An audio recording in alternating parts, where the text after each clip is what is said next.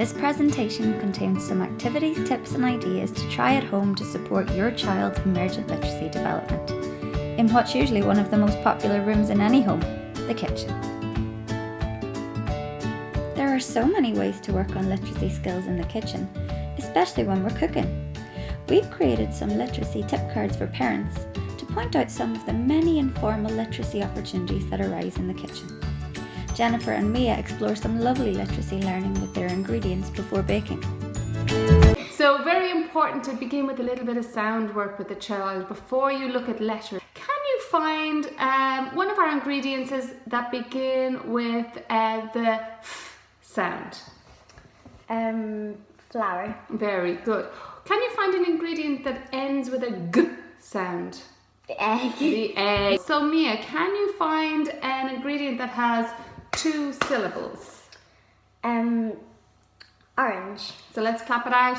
Orange. Or can you tell me how many syllables the sugar has? 2 syllables. Let's clap it. Sugar. Okay, now let's move on to a little bit of print. And what Mia's going to do now is she's going to choose all the ingredients that begin with a vowel. Egg. Very good. Oil. Any more? And orange. While still keeping everything nice and informal, there are many ways to take the kitchen literacy learning even further, creating recipes, exploring packaging, chats at meal times, and working on our alphabetic knowledge, as Mia demonstrates with her ingredients. Baking powder, egg, flour, milk, oil, orange, and sugar. Songs, rhymes and poems have a huge part to play in developing many key literacy skills. We've included some lovely kitchen and food themed rhymes, songs and poems to tickle those tongue muscles and practice things like our pronunciation, memory work and rhyming. Many wonderful picture books fall under the kitchen or cooking themes. It's always nice to have several books that belong to a particular theme. This helps your child to make connections to other stories, reinforce understanding and build their vocabularies. Don't forget the traditional tales. Many of these can tie into our cooking or lead to other creative cooking related fun too.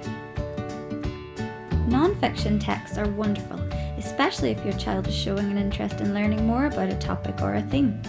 Non-fiction texts can help develop vocabulary, teach us facts, and help us learn more about the world we live in. Sharing a fact is always a great way of getting everyone talking. Finding ways to get your child talking and using their language is so important. Oral language is the foundation for our reading and writing skills. The If It's Not challenge is a lovely way to get your child thinking creatively, drawing and explaining their idea. If it's not an egg, well, what is it? And what they do is they complete a drawing and you talk it through with them as they're doing it. So Mia's going to now take the picture, you can turn it any way you like, and she's going to create. Yeah, I did a turtle from the egg shape because it just kind of looked like its shell to me. An area of confusion sometimes with letter knowledge can be the actual letter sounds. If your child is working on phonics or you're unsure about how best to approach letter sounds, you can access our Sounds Like Phonics program for free at the moment. You'll find a useful section where the correct mouth formation, letter sound and a corresponding item appears for each letter of the alphabet. Slime.